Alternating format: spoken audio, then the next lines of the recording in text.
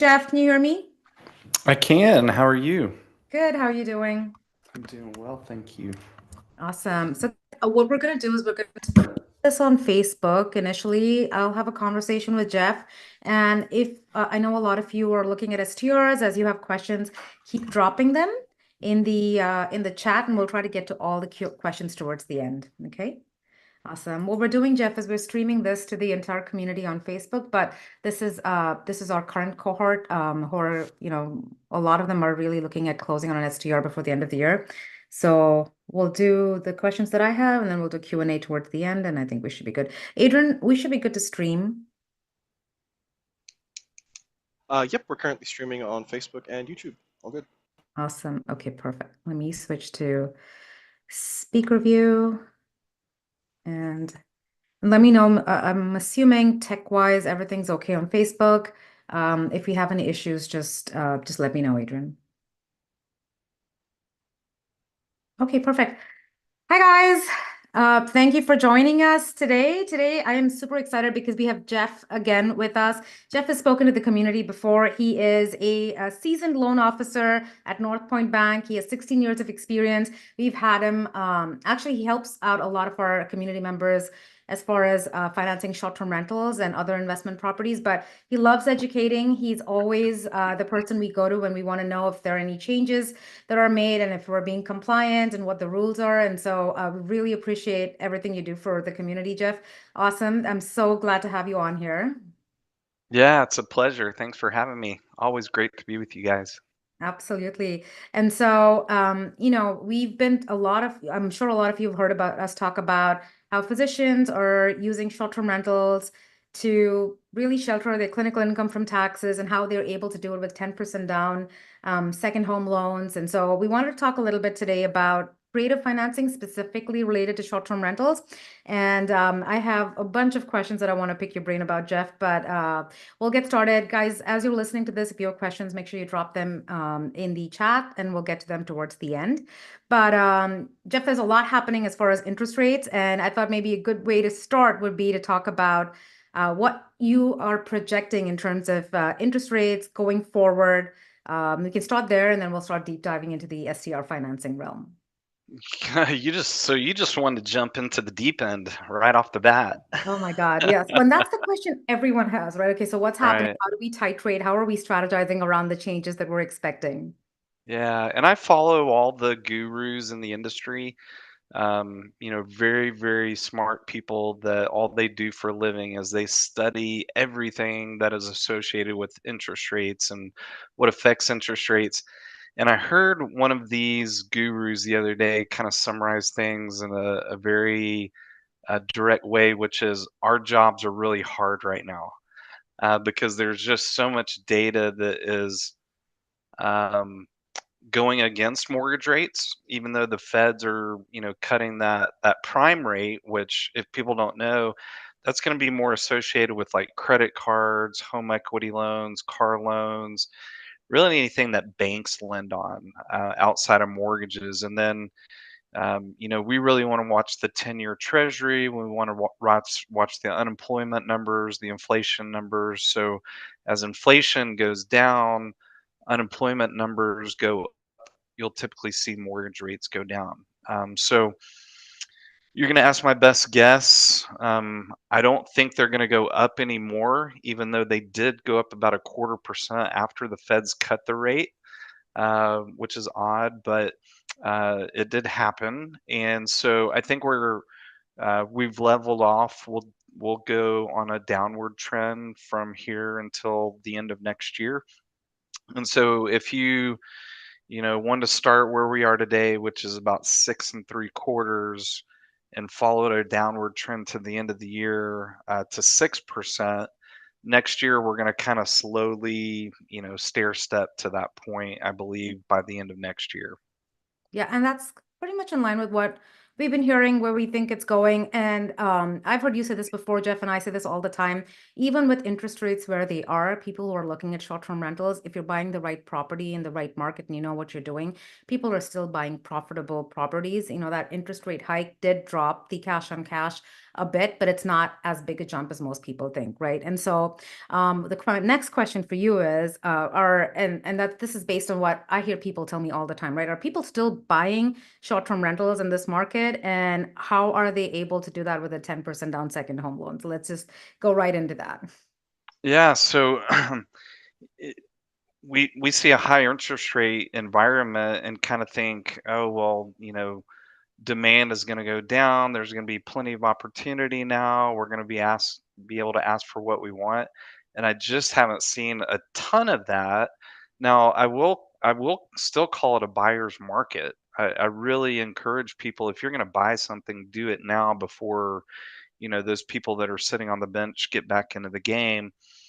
Because, then you have to start giving things that you really don't want to give up, like option periods and waiving appraisals. And we typically have a short-term memory when it comes to that kind of stuff, and that's just a horrible environment. So Right. I'd rather be in an environment where you know you can go back and forth and do some negotiating, with the mindset that, hey, how can we make this a winnable situation for both sides of the party? So, okay, well, how about you pay 3% in seller concessions, and I'll not ask for 50,000 off the list price.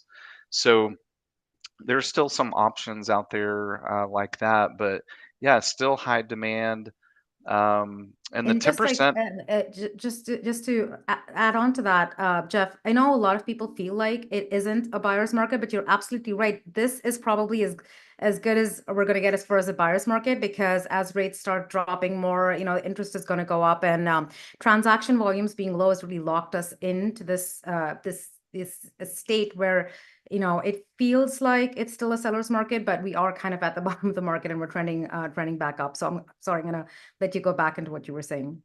No, I completely agree. And so the 10% down second home occupancy loan is still alive and well, even though March of 2022, the feds came in and said, hey, investors that are buying these properties are bad people. We're going to impose these additional fees to deter them from using this 10% down product. And a lot of originators lost that opportunity because the fees did go so high with Fannie and Freddie, to the point where they couldn't pass a fees test. So you were hearing a lot of, that loan doesn't exist anymore. It went away. I'm here to tell you it's still here, and we've been doing it, since March of 2022 and well beyond, or well before that. So it is alive and well. It looks different day to day almost, where we're having to look at different loan structuring to get the best rates for our clients. So we're always making sure that we're well in tune with just smart strategies on pricing and loan structuring. But there's still, very, very good opportunity from a loan product standpoint when it comes to the 10% down loan. And it doesn't have to be an adjustable rate. We've got some good options on fixed rates. So I know there's some credit unions that have good options, but um, my experience with my clients has been they get real nervous with that ARM product, just because you can't guarantee what's going to happen in 5 years, and you definitely don't want to be in a bad position. So people like that conservative approach with the fixed rate, and it's definitely there. And I remember the time when you could get a 10% down second home loan, and interest rates for that product were very close to what you'd get for a primary residence. But then we saw that jump where it was closer to what you'd get for an investment property. But for a lot of people looking at short-term rentals, physicians included, if you can use leverage optimally, right, with 10% down, you can take less to the table. And, most often they also need to factor in furnishing. And so a 10% down is a very attractive option for a lot of people. So let's talk a little bit about that. How is that even possible, and what criteria does someone need to meet to be able to use that 10% down loan? Yeah, and with some of this, I would love to have anyone chime in that they hear something different, because I absolutely love that opportunity to educate people on the correct policy. Mhm. So I'm not going to say, no, you're wrong. Why would you say something like that? But I do like, when things are presented based on misinformation, because we've been doing this for a long time and we've had plenty of opportunities to vet our understanding of the policy with Fannie Mae and Freddie Mac directly. So it's not, we're just kind of assuming, we're taking our best guess on some things. We truly know the policy. And really, what has set us apart from a lot of other lenders is we know the current policy. So I used to tell people, 4 or 5 years ago, when we, really got some traction in the space, there's about 90% of the or 10% of lenders that know the true policy, Yeah. and there's only about 3% of us that have a correct understanding of it. Um, Absolutely. And we hear people all the time come back and say, but my lender says that this property is not going to qualify. And we're like, they don't understand the guidelines. And so, we're always referring right. them out to lenders who understand the product better. Yeah, and I will say with that, most lenders, the majority of their business is helping people buy primary residences. Mhm. So, it's like a physician that has a specialty that, a patient comes in and it's not in their wheelhouse, and they don't know what to do. So I'm not putting myself on the same level as a physician, but it matters. What matters, and what you do day in and day out matters. So that's where we've seen our expertise come into with a lot of value for making deals work, like you said. But so, just to cover some of the highlights, your intention has to be that you're going to occupy that property at some point during the year. So that's one of the big ones right there. Is a lot of people will say you've got to spend X amount of days or 6 months out of the year. There is no specific requirement, and the way I summarize it is, you just can't lose the ability to occupy that property when you want to. So you can't get into a long-term lease, of course. Mhm. And that's why they're friendly towards like Airbnb, Verbo, some of those OTAs, because they're not facilitating a legal lease agreement. And so if you wanted to go stay in the property, there was a guest booking, you have the right to cancel that as the owner if you chose to go occupy that property, so you don't lose control of the occupancy. There's no mileage requirement from your any real estate that you own. So another one is, it's got to be 50 miles. There's no mileage requirement in place. If you want to do the second home occupancy loan, it really needs to be a one unit, single family, or townhomes. A lot of condos don't uh, qualify for the program Correct. with Fannie Mae and Freddie Mac. Um, yeah, and really, it's that straightforward if you know the correct policy. One thing that we've um, gained a better understanding on here recently is the ability to transfer title Mhm. into an LLC, which I know with your group is huge, Yes. a huge issue. So the correct policy with Fannie and Freddie is, you don't have to wait a year. You can transfer title right after you close. Oh, this is new because I know last time we spoke, we talked about the 12-month wait period. And so Right. that's what so this is excellent. If you can just elaborate a little more on that. Yeah. So we had kind of associated the transfer into the LLC along with the occupancy Correct. commitment of 1 year. And what we found out, and this is all within the past probably couple of months, is that uh, that does apply with a primary residence, but anything like a second home, investment property, you do have to close in your individual name, but you can turn around the next day and transfer it into an LLC without the threat of the due on sale clause being executed. So I vetted that with probably Excellent. 3 or 4 different sources, including Fannie Mae and Freddie Mac, just to make sure that I was giving out the correct information. Perfect. For right there, you've busted a lot of myths. There's this assumption that there's a residence requirement where you have to stay in the property for 14 days. That is not true. That's not that's not a requirement. We talked about the 50 miles from your personal residence. It has to be 50 miles away from your personal residence. That also is a misinterpretation of the guidelines. And then I think one thing we didn't touch upon, but we've talked about this before, is you can have multiple 10% down loans even in the same market. You can have them across the country in different markets, but you can also have them in the same market, correct, Jeff? So can you talk a Yeah, little bit about that? yeah. So you can have up to 10 mortgages in your name, and they could all be, or they could all have been originated as that 10% second home occupancy loan.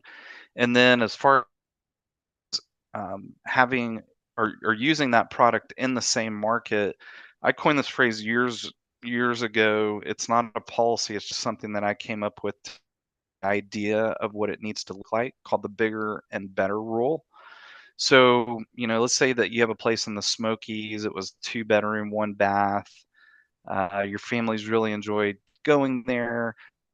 Um, and you don't plan on going anywhere else, or you want to stay there, you want to keep that property, come back a year later and say, you know, we love staying there, but we really need something that is bigger so we can bring, extended family. Everyone's more comfortable. We have, we're going to buy this place with an indoor pool. It fits this kind of idea that it's something bigger and better. And that would make sense to an underwriter.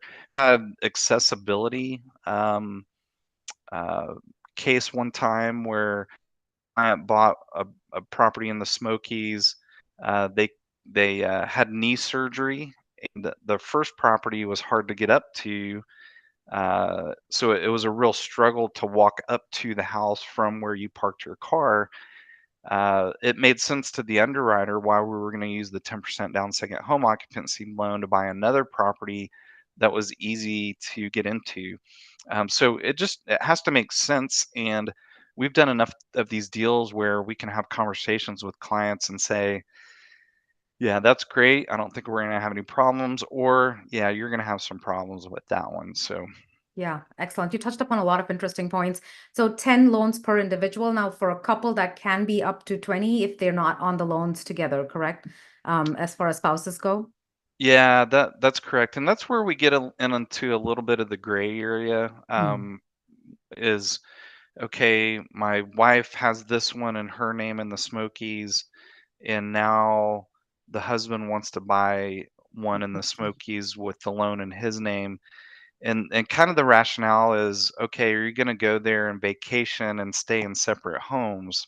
Probably not. Right, right. So that I would kind of steer people away from that scenario, just because I think it does get into some gray area where it looks like you're taking advantage of the loan product. Correct. If it's in the same submarket, but if it's across the country, different markets, it's per individual 10 loans is the limit as far as the guidelines Correct. go. Yep, that's Um, correct. and then the other question I get, and we talked about, you cannot have a long-term tenant. You can't establish a tenant-landlord relationship in those properties for the first 12 months of ownership. But I think a question we get from some people is they're looking at a second home loan product for an STR, but they don't own a primary residence. Now, does that affect their ability to get that second home loan product? It does not. No, it does not. Yeah, as long as you have, an address where your mail goes, it's on your tax returns, you're renting that property, that would be considered your primary residence. You don't own it. Yeah. But that scenario, it wouldn't prohibit you from being able to use the 10% down second home occupancy loan. Awesome. So I think we've really talked about the 10% down second home loan. I want to talk about another product that a lot of people thinking about STRs should be aware of. I know a lot of people don't use it, but there are some people, some unique situations where it would make a lot of sense. So can we talk about DSCR and commercial loans and when someone would use those loan products to purchase a short-term rental? When it would actually make sense for them to consider those options? Yeah, so, typically, and we're usually not talking to a client about doing a deal. We're usually building a relationship because they want to build a portfolio of these types of properties. And so we'll usually exhaust that 10% down second home occupancy loan for obvious reasons. And then, look to the DSCR loan to help them scale faster. So Got it.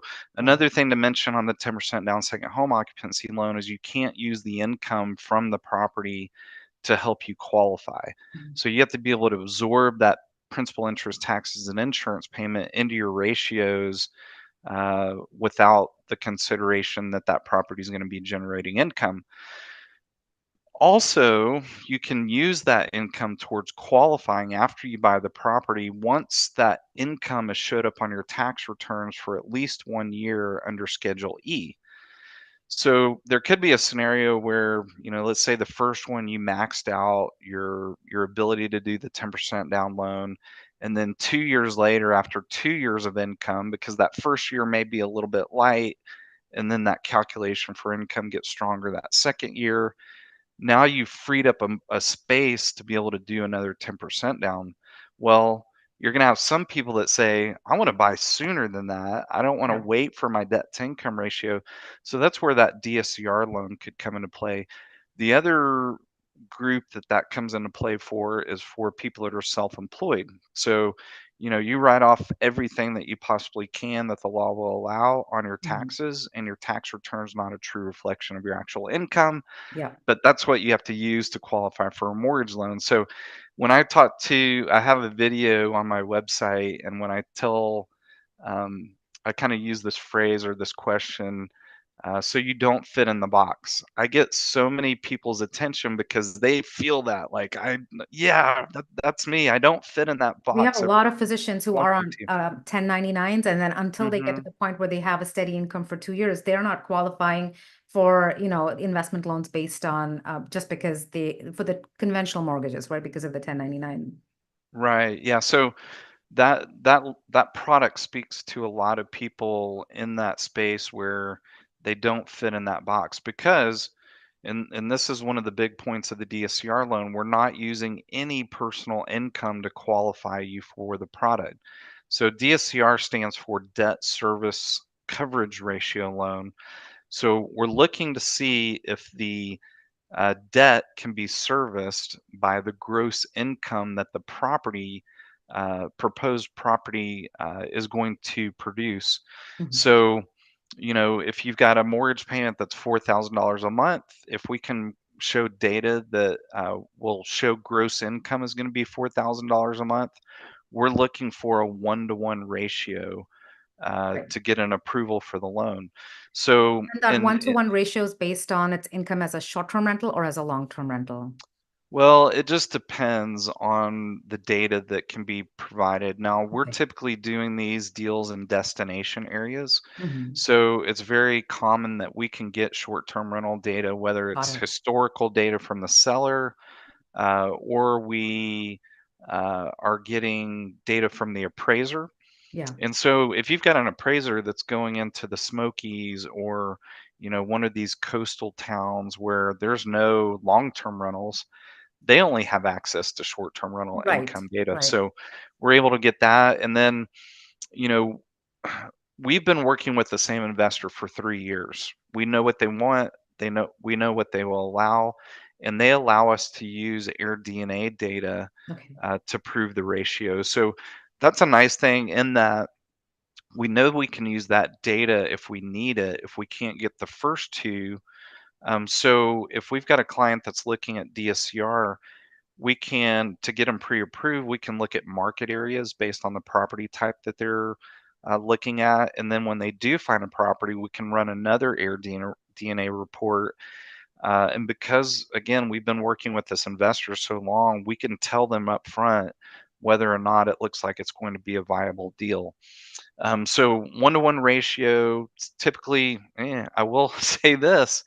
One thing that we've seen with the reins being loosened in the mortgage world, the biggest one has been around DSCR. So we're seeing deals where in fact, we closed two last month where the client only had to put 15% down, where typically the minimum down payment is 20%.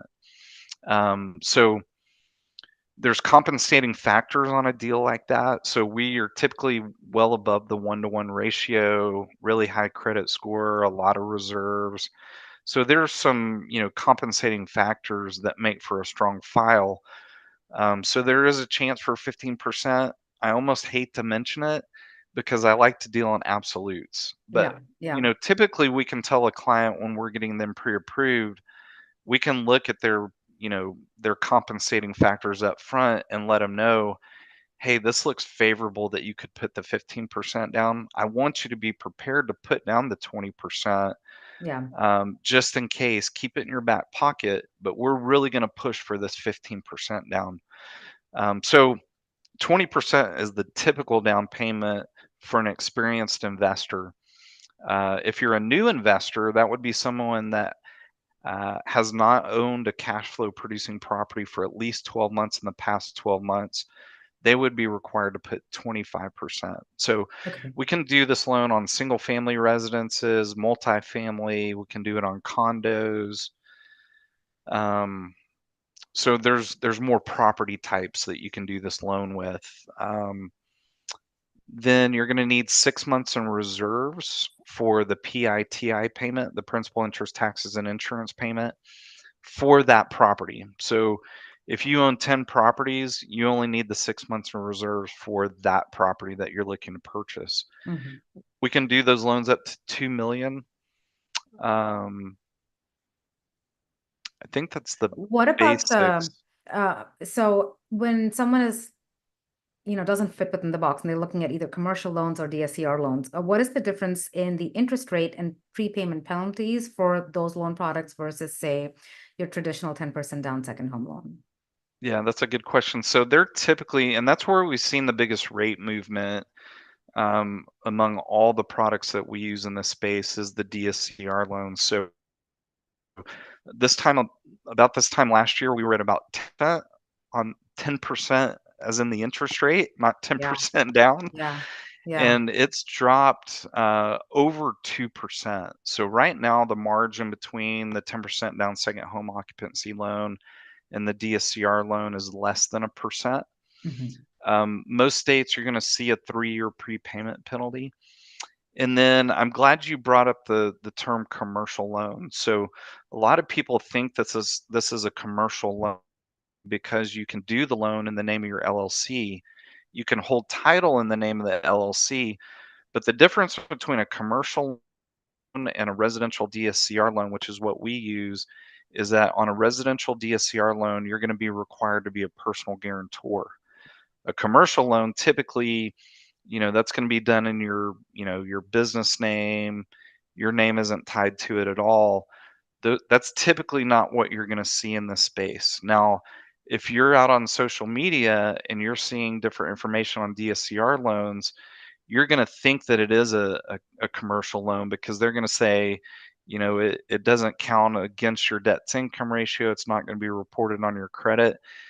That is a big hot topic for me right now because that is completely false. And one thing that people need to know about DSCR originators is that you don't have to be licensed to originate a DSCR loan. So I'm a licensed loan officer registered with the federal government.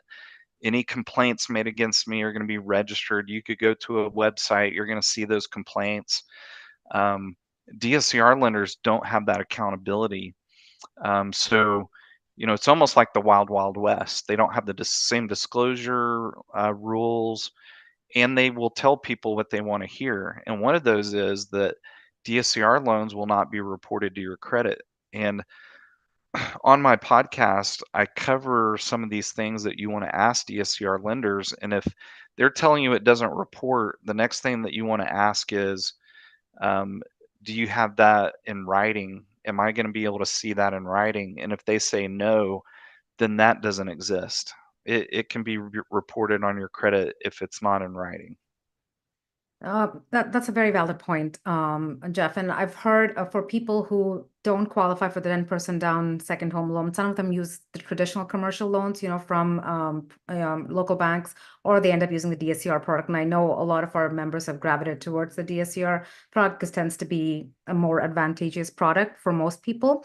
But the question I wanted to ask you, and this is an interesting one, is sometimes your CPA will tell you that, well, if you bonus depreciate a short-term rental, that's going to lower your debt to income ratio. So that's a tricky part. How does that factor into the calculation of the DTI? Because I know we talked about it actually adding to your income, after a year of having consistent income. So how does bonus depreciating your STR affect your ability to lend in the future? Yeah, that's a great question. It does not. So it's a one-time event. So it does not come into the equation when we're calculating your income.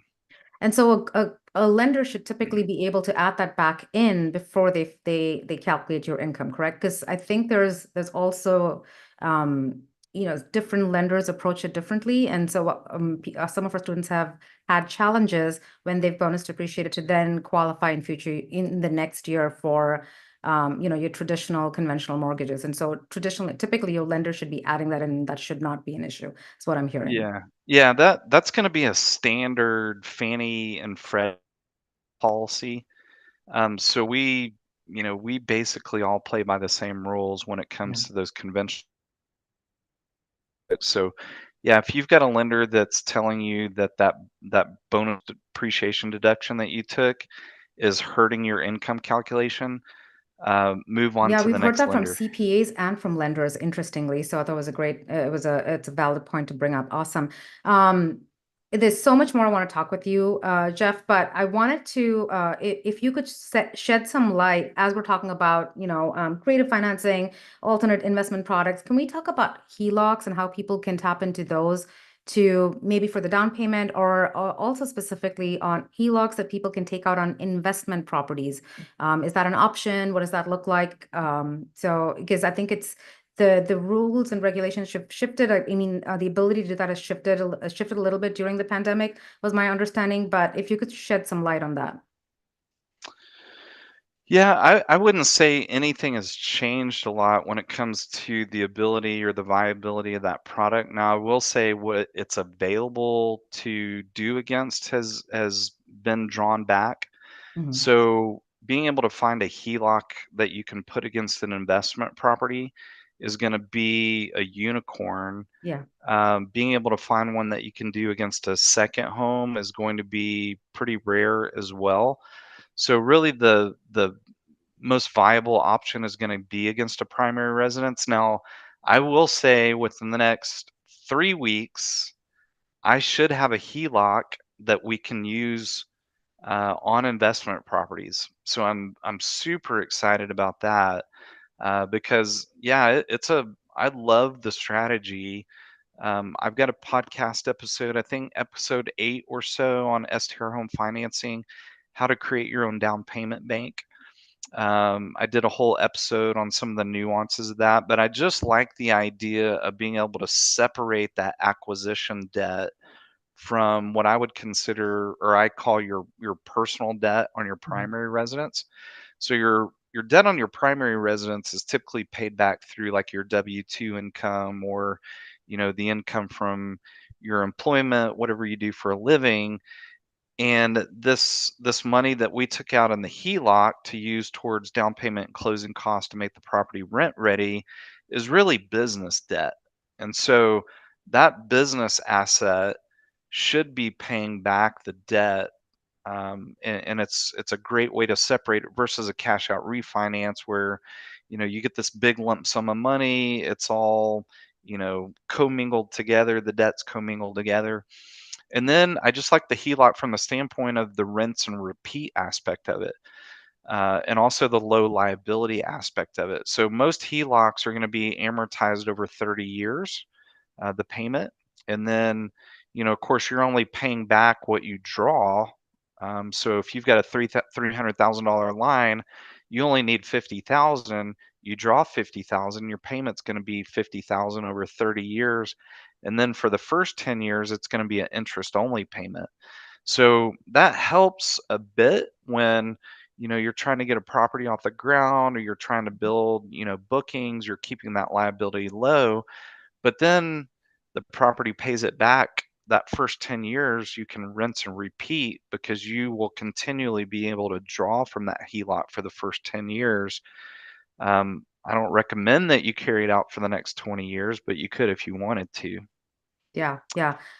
Great points. I want to, and you talked about arms in the beginning, Jeff, so I want to come back to that.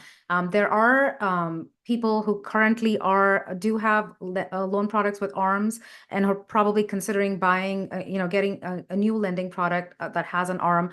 What would you, knowing what to expect in the next few years, what would you recommend people do as far as arms? And I feel like every market cycle, every interest rate environment, the answer is different. So for people looking to invest now, what would you recommend if they currently have a product with an arm on, or if they're looking to get a new lending product?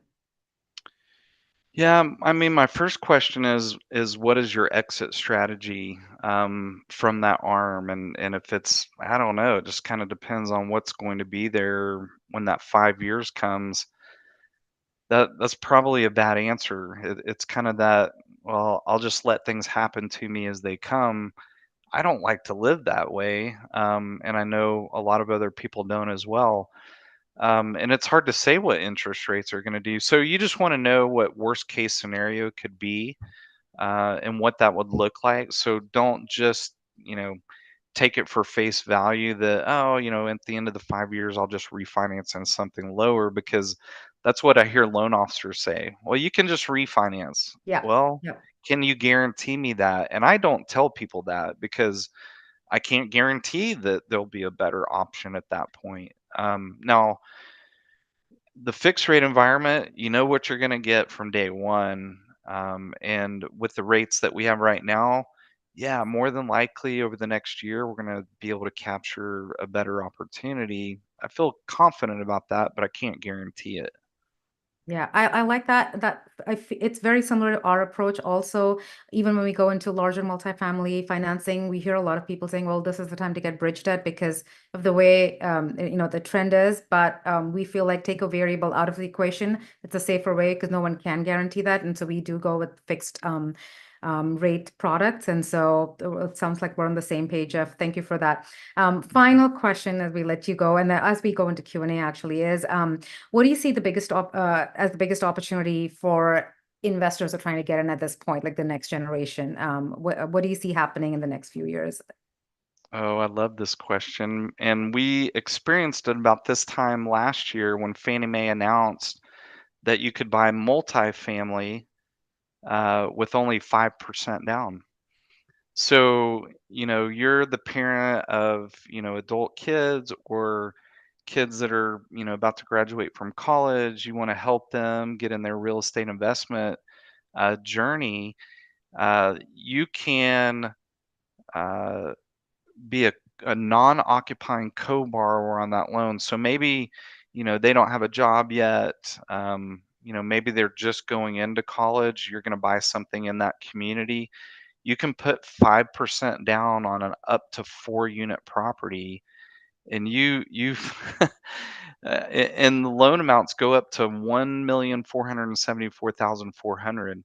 So 5% down on an asset, uh, at that level, that to me is Sounds a huge, amazing. yeah, that's a huge opportunity because we went from, uh, as a primary residence, so they would have to live in it along with you being a This non. is similar to what they call a kiddie loan, right? Where people would take a loan out for a child who was in college. So does this apply to, I guess, is it to dependents or a child? What is the criteria to be able to tap into that? No, I mean, and I use that as an example. So let's say they didn't have a job, they didn't have qualifying income, you would have to go on as a non-occupant co-borrower. And you're right, they used to have a family opportunity loan program Yes. where you could buy, a home in a town where your child was going to go to college. you only had to put down 5%, you got the same rates as a primary residence. Mhm. That aspect of the family opportunity loan went away, probably about 3 or 4 years ago. Now they do still have it for elderly parents. Got it. So if you want to do that for an elderly parent, you could, but that would be a case, now the ideal scenario is that you're a young adult professional, got their first job and you provided this information to them and Yeah. maybe you gifted them the down payment or something like that and they qualified for the loan. Because the other thing is that they will look at, let's say you're buying a 4 unit property, they'll look at the rental income from each of those 3 units and you can use 70% of that towards qualifying. So they don't have to qualify for the $1.4 million loan. So to me, if you're talking about, you know, uh, put putting rocket fuel in your Yes, your young absolutely. children's investment journey, this is it. If they could do 4 of those Yeah. before they're 30 years old, then Then they're set as cruise control after that. oh yeah, absolutely. And then Mm. they go back and 1031 that first one into a few different vacation properties. Maybe it just opens up this whole new world. Yeah. And to me, that 5% down on multifamily, that news that came out last year was the biggest thing that I had seen since the 10% down second home occupancy policy changes Right. about 7 or 8 years ago, Right. when it came to investors. So I get excited about it. Yes, Sorry. absolutely. So do I, when I hear about it. This is amazing. Thank you so much, Jeff. It's always, I learned so much when I speak to you, and I know you come from a place of education and serving, but also from, doing extensive research, and everything that you say is based on the guidelines that Fannie Mae Freddie Mac puts out. So we really, really appreciate all of that information. We do have a few questions, and so Aidan, if you could pop all the questions from Facebook and YouTube in here also, I'd appreciate it. So we'll just take a few, Jeff. We'll be respectful of your time. So Robin on here, and guys, if you want to, anyone in Zoom who's in the current cohort, if you guys want to raise your hand, if we have time, we'll take a few. Do you have a hard stop, Jeff? I do not. No. Okay, okay. So I'm here to party all night. So we'll make sure we wrap it up in 10 minutes. But Robin's question sure. is, if you use the 10% down loan for an STR, you cannot pivot. Can you pivot to a midterm rental or LTR later due to the criteria requirements? I think we touched upon this. Is that requirement present for the lifetime of the loan? And I believe you said that it is for the first 12 months of ownership, Jeff? Yeah, that's the occupancy commitment. So yeah, just to expand on that, you're released from it after a year. So if you wanted to turn it into a long-term rental or midterm rental, you're fine. The first year, you just really want to stay away from anything that involves a legal contract, Yeah, yeah. which is typically going to be a midterm A rental, anything midterm. over And 30 is that days. typically, my understanding is that in most states, that's at the 30-day mark, anything beyond 30 days, you need a legal contract, and then that's also the realm of midterm rentals. Yeah, that's typically most states, where you go from a guest to a tenant is 30 days. And the way I like to put it is you want to avoid situation where if someone overstayed their welcome, it went from calling the sheriff to get them removed as a trespasser from going to the court to get them removed as a squatter. Yeah, So yeah, yeah, you just wouldn't want the latter within that first year. absolutely, absolutely. Okay, great point. Shweta, her question is, are 10% loans only available for conventional loans and not jumbo? And I know you usually talk a little bit about this. We didn't really have a chance to, so maybe you want to touch upon that, Jeff? That's a great question because we, here within the past week, we found out that the conforming loan limit is going to go up to about 802,000. So right now it is, and I'll give you these numbers here real quick. So we can get with just one loan, the conforming loan limit at 766,550 dollars with 10% down. That's going to put your max purchase price at 851. So if we go up to 802, going to bump it up that much higher. And then we have the ability to do a piggyback second at North Point. Increases your power by 250,000. So we can still do that first at 766 550. We can do another 250,000 piggyback second with 10% down to put your max purchase price at $1,129,550. So the same thing would apply. Once the conforming loan limit bumps up to 802, that opportunity for the max purchase price would jump up that much higher. Awesome. Perfect. Nalini, you have your hand raised. If you want to unmute and ask your question, I think it has to do with HELOCs and interest rates. That's correct, Param. So, Jeff, thank you so much. And Param, thank you again. So, if we max out on single family home loans, conventional loans, and we have a couple of commercial loans too, like if we want to expand or leverage, what other options would you suggest, Jeff? Yeah, so the HELOCs typically are going to have different standards from bank to bank because those typically are going to be a bank product versus a mortgage company on a first mortgage that's going to originate that loan, sell it to one of the big guys. That's typically going to be held within their portfolio.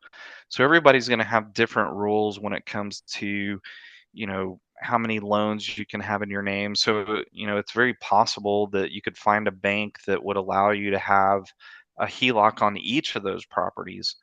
The commercial loan, you can't borrow money for the down payment and closing costs, so it has to come from your own funds. Now, in some funny way, Fannie Mae, Freddie Mac considers money from a HELOC to be your own personal funds. Going out and leveraging something on a commercial property, that's going to be a little bit more difficult to show it's your own personal funds. Now, the other thing to keep in mind is once you have money in a bank account for at least 60 days, Fannie Mae and Freddie Mac considers that to be your money, your own personal funds. So hopefully that answers your question. If not, just let me know. No, I guess I don't know. I mean, I'm just trying to see. We are trying to expand with the multifamily, and I don't know how much capital, or depending on the deal, right? What capital we need to get and things like that. But with the we have like eight single family loans, the conventional loans, and two commercial properties. But one of them has a primary commercial loan and a secondary commercial loan too. When rates came down or with appreciation, we did a second loan on that one, pulling out the equity from it. So are we like thinly spread out, or is there any more scope, or where if we can look into options if we need to, just in case? Yeah, I would look at the opportunity for lines of credit against those properties or cash out if it makes sense. But that's definitely where we could have a conversation, look at your portfolio, look at your ability to qualify and make recommendations. So, there's so many unique cases and different circumstances and variables. It really does help having a conversation, kind of a deep dive into your portfolio, which, we're happy to do. We're happy to have that conversation. Sure. But Okay. did you say the HELOC on investment properties is something that some lenders would be able to do? That's what I called a unicorn at this point. Yeah. But yeah, here within the next 3 weeks, I've been told the second week in November, or the first week in November, I should have access to a HELOC product that we can do against investment properties. So that's not just second home loans against any investment property, you'd be able to do that. Right. Yeah. Okay. And that's in most states, correct? You have the ability to do that in most states? That will be in most states. Yeah. I'm not sure if any will be excluded because right now I can originate any of our products in all 50 states. So Okay. should be the same. But that avoids doing cash out refi because the loans are locked in. I mean, we have a 10 arm, but still like a 3% loan. So that avoids disrupting that loan at least for a few more years, but then take the HELOC out. Okay, that makes sense. Yeah. Thanks, Param, for that. Awesome. Awesome. Yeah, I think that lending product will be very helpful because a lot of people, just with the way interest rates are right now and the rates they have locked in, before a cash out refi would be a very viable option, but obviously a lot of people would prefer to just do HELOCs at this point if they can. So, Yeah, my first short-term rental that I bought in 2020, that rate is at 2 and 5/8. I will never touch that never, loan. because that is actually it's an asset. That lending product itself is an asset at this point. Yes, exactly.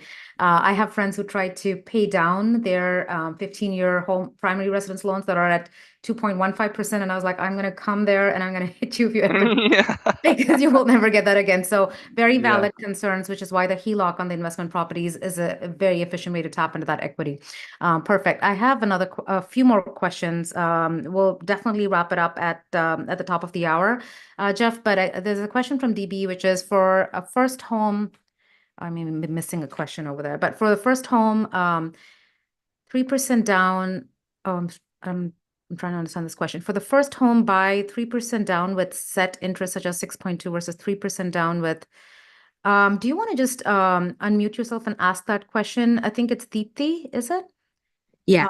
So for a first home buy with a 3% down interest, like a fixed conventional loan, and if the lender, if they're offering a 6.2% interest versus to lower your interest rate to 5.875, you have to pay 2 discount points, which would be $10,000, which would be preferable with the interest rates coming down in the next 5 months. So I just wanted to. Yeah, that's a great question, Jeff. Question a lot of people ask, which I think should be addressed. When do you recommend people buy interest rates down? And in what scenarios do you suggest they don't buy down the rate? Yeah, I think when we're in a high rate environment, there may be some good opportunity there.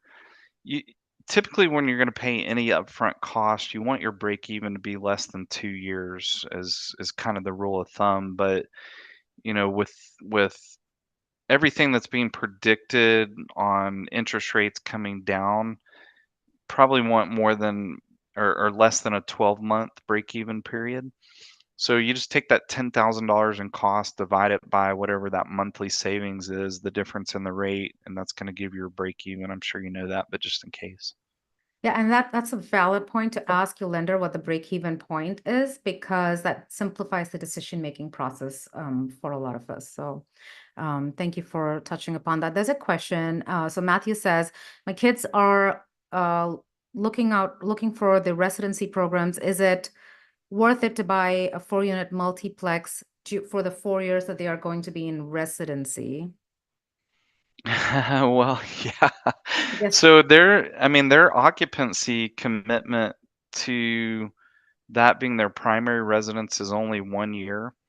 So yeah, if they stay there the full 4 years, then they've more than met that, and they move on and do something else, or that after that first or second year go buy another one. But yeah, you just have that 1 year commitment and then you can move on, which when I say move on, keep it and go buy Keep the another property, you one. move on Right. to the next. Absolutely. Jeff, I have one last question, but before that, I'm sorry. What is the best way for people to get in touch with you? Because there's so many people saying we want to and get in touch with you and make sure we have the pre-approval process in place in a timely manner. Yeah, so the best way to connect with me is through my website, strhomefinancing.com. So that website is built to just introduction to me, which is 2 minutes. You answer a few questions, it takes 2 minutes, and then you watch 4 or 5 minute videos.